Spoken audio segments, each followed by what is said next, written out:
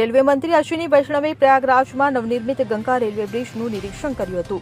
ત્યારે રેલવે મંત્રી અશ્વિની વૈષ્ણવે કહ્યું કે ઝૂંસીમાં ગંગા પર બનેલા રેલવે બ્રિજનું ટૂંક સમયમાં ઉદ્ઘાટન કરવામાં આવશે।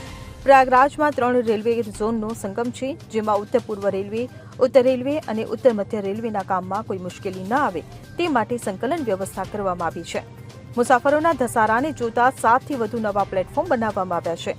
ભક્તોને રહેવા માટે 23 થી વધુ હોલ્ડિંગ એરિયા બનાવવામાં આવ્યા છે। સ્ટેશનની બંને બાજુ મુસાફરોને રોકવાની વ્યવસ્થા કરવામાં આવી છે। રિંગ સર્કિટ બનાવવામાં આવી છે। 21 રેલવે ફ્લાયઓવર અને રેલ અંડરપાસ બનાવવામાં આવ્યા છે। ઝૂંસીમાં ગંગા પર બનેલા રેલવે પુલનું ટૂંક સમયમાં ઉદ્ઘાટન કરવામાં આવશે।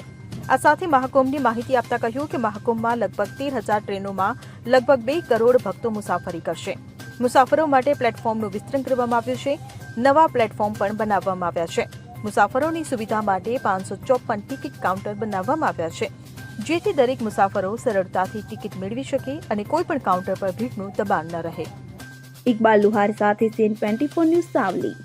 હવે જુઓ દેશ દુનિયાની તમામ ખબરો તમારી આંગળીના ટેરવે। ઉઠાવો મોબાઈલ અને Google Play Store પરથી ડાઉનલોડ કરો અમારી CN24 ન્યૂઝ મોબાઈલ એપ।